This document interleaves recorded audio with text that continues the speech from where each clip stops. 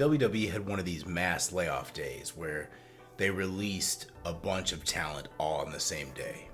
And now at the time, obviously, I felt like my job was pretty secure. So on this particular day, I had an audition.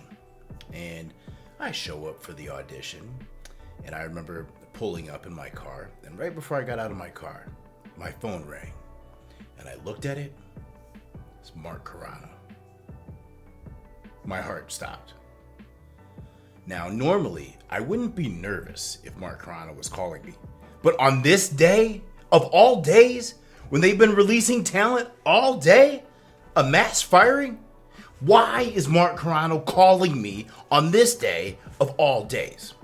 So now, I'm getting a little paranoid because now I thought my job was secure, but because I do have quite a bit of value outside of WWE.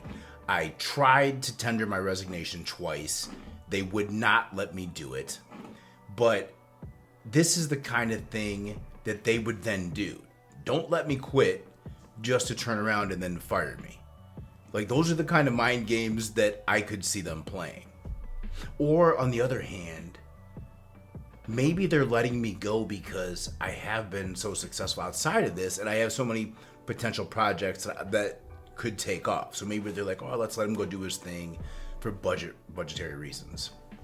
So I'm trying to make sense of this. However, I'm about to go upstairs for an audition. So I just declined Mark Carano's call. And I'm like, I'll deal with this after. I go upstairs. I try to compartmentalize, block that out. I do the first take, and it's before I even start the second take. My phone rings again. It's Mark Carano. Again, I decline it, but now I'm nervous. I'm understandably nervous. I try to do my best to get through the audition, but it's tough.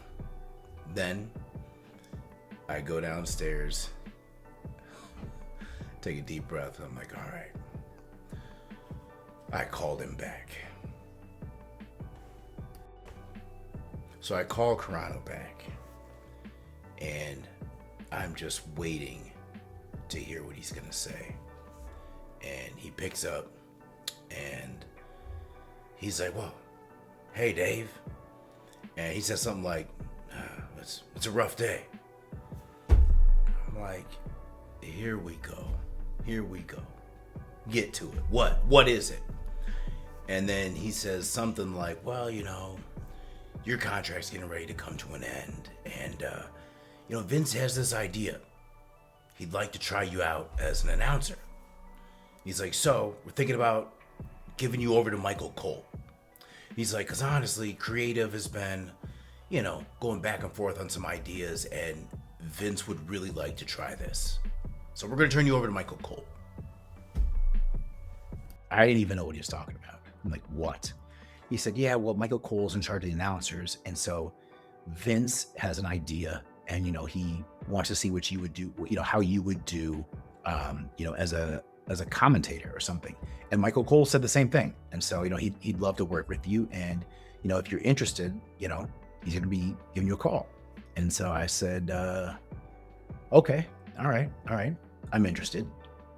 And so he said, Michael Cole will be giving me a call. And sure enough, it was later on that evening. I was in the gym, of course. And I remember getting a call from Michael Cole. I remember where I was. And he was basically pitching to me about being an announcer and telling me that it would work perfectly with my schedule, and they wanted to start me on the Raw pre-show. I'd only need to travel once a week. And it sounded good. I remember telling him, announcing, maybe like after I retire, but like I still want to get back in the ring. And, I was being honest. That's where, my mind state was. But again, he reminded me, he's like, yeah, no, I understand you. And he's like, but look, announcing, you can do that for a long time. He's like, I really think, this is a good thing for you, and, could, just really help you out. And, with the schedule you require and all that. And so he was right. And so I said, all right, I'll give it a shot.